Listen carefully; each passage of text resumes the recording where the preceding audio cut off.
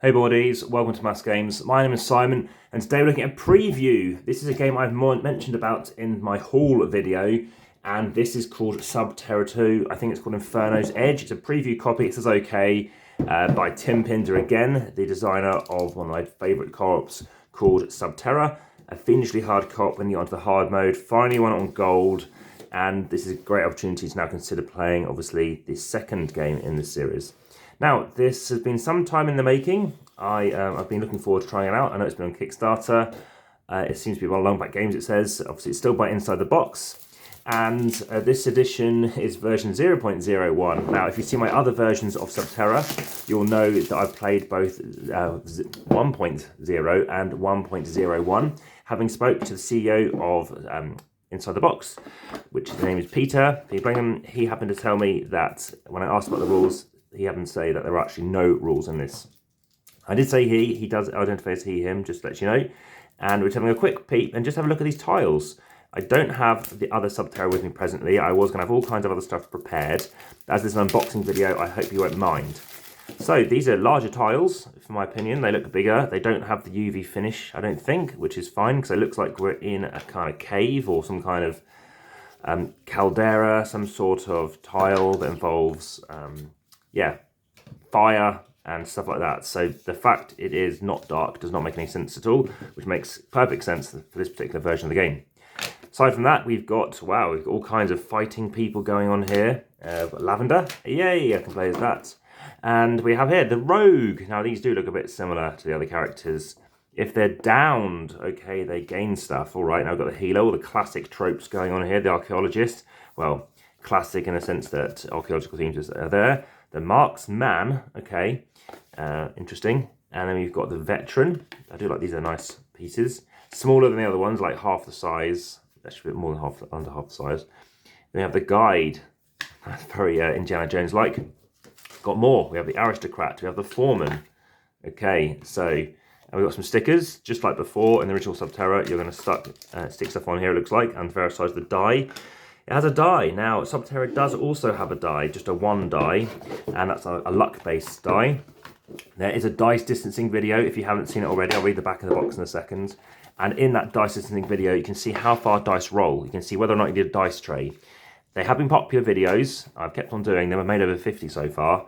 And if you want to see more of them, please head to the playlist. This is in the preview playlist for this particular video. There's a dice distancing playlist. There's a co-op playlist. This is going to go in there too. This is going to go in the AmassGames playlist, amongst other things. And as and when I do over 10 videos, perhaps for Inside the Box, there will also be a playlist there too. I have played other games by Inside the Box, by Newspeak, amongst others. And I've got the new edition of Newspeak, which I haven't done a video for yet. Also for other games such as Cryptex and a few other games, such I think it's called Scorper. Now, like the original one, this is a 1 to 6 player game, 1 to 6 explorers. It's still cooperative, it's still 60 minutes, and ages 14 plus. And this is a 4K video, so please, if you want to see how to set up, play and review, maybe even the final copy, please ensure you hit the subscribe button, notification bell, share, and let people know what their thoughts are on this particular one so far. And in Terra II, in Inferno's Edge, it's a cooperative adventure board game. You and up to 5 friends must explore a tile-based volcano temple to steal a legendary artifact. To get it, you must find a path to the inner sanctum, unlock the secrets within, and then escape your way home. So that's going to go out to just make sure, as before. One time I did leave a thing in there, I had to rummage through afterwards. So I'll start putting this back in the box. So yeah, you have to escape the way you came. Now, this is a dangerous place. You need to work as a team to avoid deadly traps, brave scalding lava, and defeat the temple's mysterious guardians. Stick together to share your skills or split up to cover more ground. It's a great feature I found of Terra. I believe it's an American who designed this, Tim Pinder. But beware, the volcano stirs beneath you and you're running out of time. Now, founded by 3 Oxford graduates, I happen to say Cambridge just to try and wind them up. Here we have something rather interesting, a nice little board. So that's interesting to see. Maybe that's like your racetrack. You have to go in and come back out the same way. Very much like Deep Sea Adventure as well, it feels. So we'll have to see how that goes. Again, this is just to see how this looks initially. I will see if ITB are interested in attending the AmassGames convention, so that'll be AmassGames Con 2, and see if they want to exhibit and show off some stuff. That might well be the middle of September at time of recording in 2022.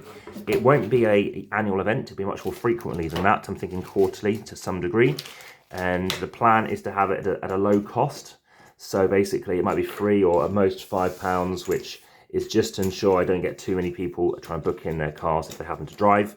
And that money goes to charity if they don't choose to want that money back. Now, the way it'd be funded is just have exhibitors pay a nominal fee and not to have too many, but to ensure people can always keep playing games. It'd be free tea and coffee, etc. What are your thoughts on that? It would be based in Reading.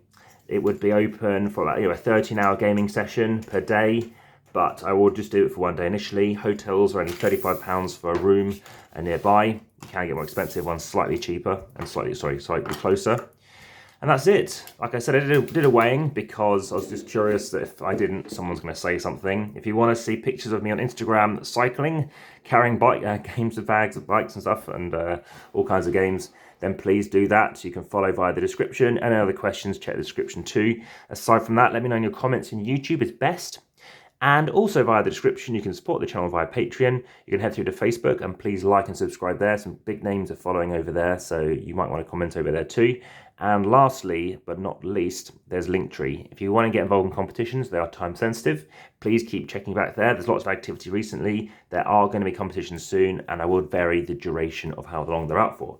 Well, there we go. Terra II, Tim Pinder, nice artwork, nice kind of, let's say, fantasy going on as well, a bit like the original one, obviously with the Terra. And now, back to the table.